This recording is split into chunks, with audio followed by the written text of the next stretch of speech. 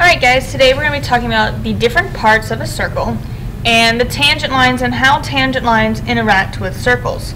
So this is the second part of Unit 3, which we talked about spheres and volume and surface area and all kinds of things in the first part.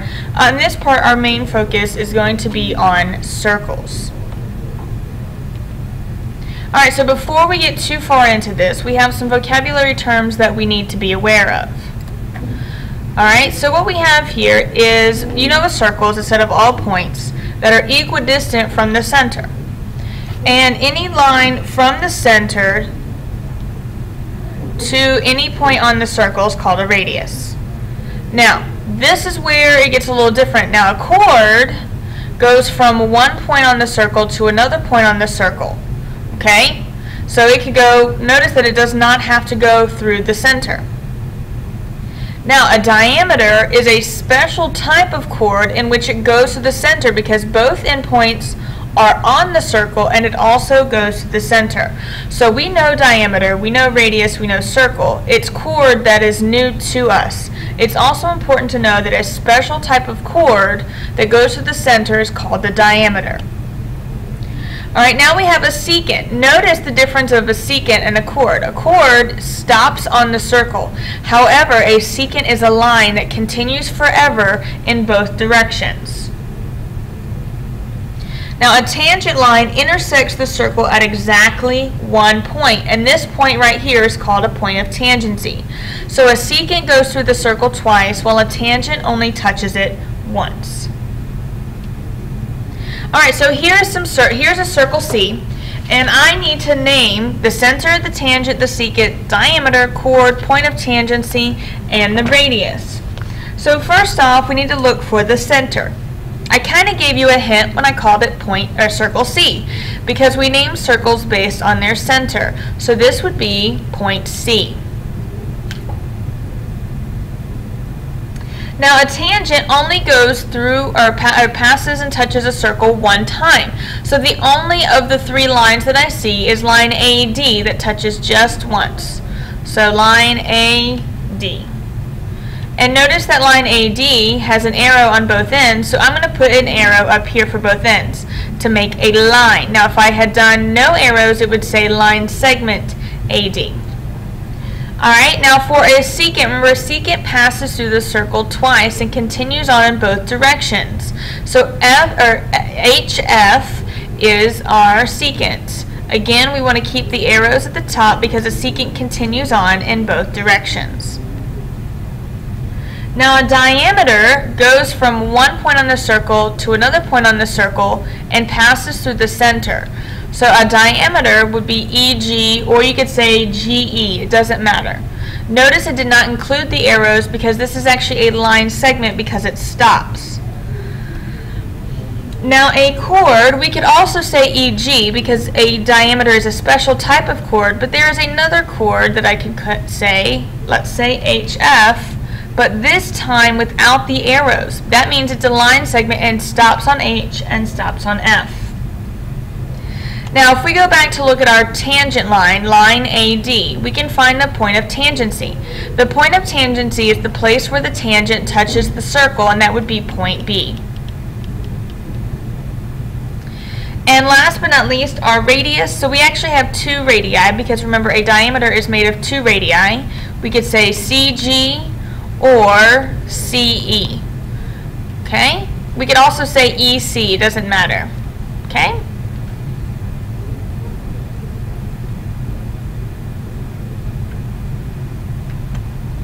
Alright, fun little tidbit. One of my favorite candies in the whole world is pretty much anything sour, but it's sour straws. I can hardly ever find them, but it's the green apple's my favorite. My husband likes to buy them on Amazon for me for Christmas, so I'm super excited that I might be getting some sour punch straws either for Christmas or my birthday, which is also coming up too. Alright, so let's go ahead and talk about a tangent. A tangent is pretty special in the fact that when a tangent has a point of tangency on the circle and we connect the center to that point of tangency to create a radius, I will then create a right angle between the radius and the tangent.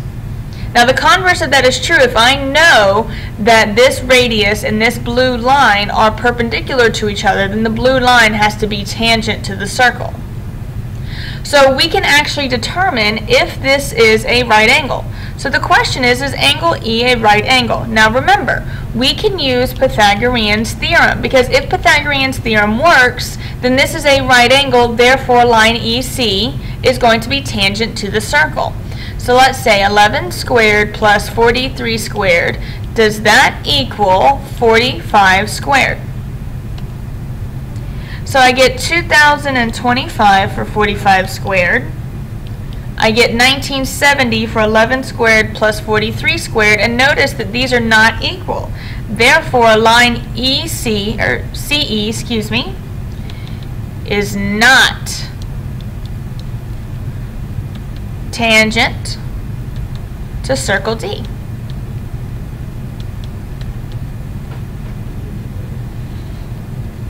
Now in this case, we want to find the value or the length of the radius, because I know that this line, excuse me, rainy day outside when I'm filming this, so I'm getting a little sleepy. Alright, so from here to here is a tangent line because I know the right angle, and I also know this is a radius because it touches the circle and it touches the center. So I need to find the value of the radius. I'm going to use Pythagorean's theorem to solve for R. So I need to 100 squared, get 10,000, and then 96 squared is 9,216. So I would need to subtract the 9,216 from both sides. And I'm going to continue down here past my picture. So 10,000 minus 9,216 is 784.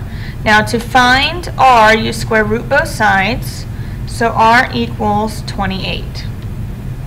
And that is the radius of the circle. Now another thing that's really cool about tangents is that if I have two tangent lines, so for example in this first picture, these two blue lines are tangents.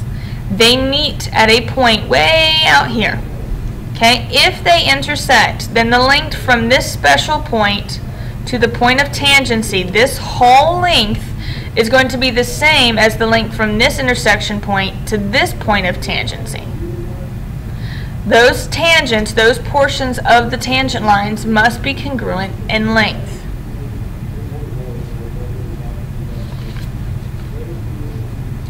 Alright, so what does that mean to us? If I know that RS is tangent to point C at S, and RT is tangent to point C, or circle C, at point T, find the value of X. Since both lines are tangent to the same circle and they meet at point R, the length of RS and the length of RT must be the same. So all I have to do is set them equal to each other. So subtract 4, 2x equals 22, divide by 2, x equals 11. So we were only asked to find the value of X. If we were asked to find the length of line segment RT, we could plug 11 back in. 2 times 11 is 22, plus 4 is 26. So RS is 26 and RT is 26. I know that I have done this correctly. Alright, why don't you take a minute, pause, and try to do this problem. I'm going to go ahead and tell you that DA and BA are tangent to the same circle C and meet at point A.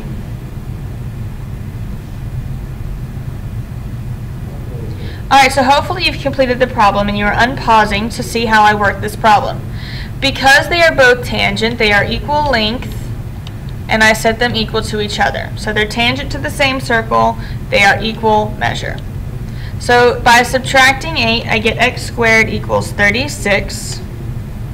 Square root both sides, x must be equal to 6.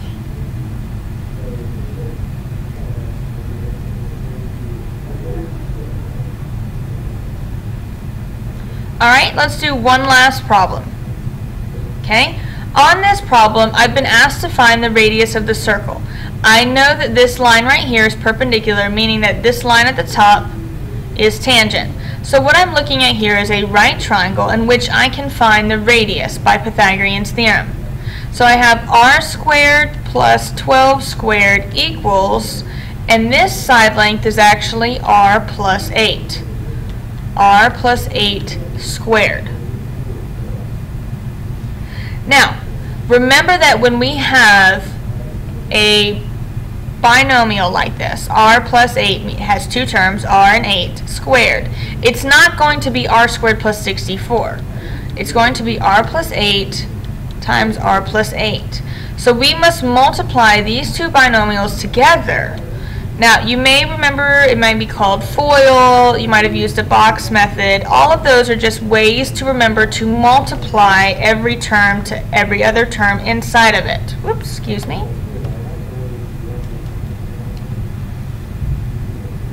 So for FOIL, this is the way I remember it. Now remember, FOIL is just an acronym so that you properly multiply the binomials. What we need to do here is F stands for first. So I would multiply the first terms in both binomials. So we're looking at r is the first term here and r is the first term here. So I'm going to put r squared. Now O stands for outside. So we have the outside term, the outer terms are r and 8. So 8 times r would be 8r. Okay, the inner terms are going to be the terms on the inside, or the non-outer terms. So 8 times r, so that would again be 8r. And then the last terms are 8 and 8, which is 64. So what you do is you would add them up, r squared plus 8r plus 8r plus 64. But notice that 8r and 8r are like terms, which is actually 16r. So it would be r squared plus 16r, whoops, plus 64. So let's go back over here. I have r squared plus 144 equals r squared, whoops, plus 16r plus 64. Now what I can actually do is I can subtract the r squared from both sides. Notice those are gone. These are gone as well. So I'm left with 144 equals 16r plus 64. Now this looks more manageable. This looks like something that you can do on a regular basis. So what I would do is I would subtract 64 from both sides. Oops. Alright, so then 144 minus 64 is 80. Divide by 16, r equals 5. So the radius of this circle is 5 units long.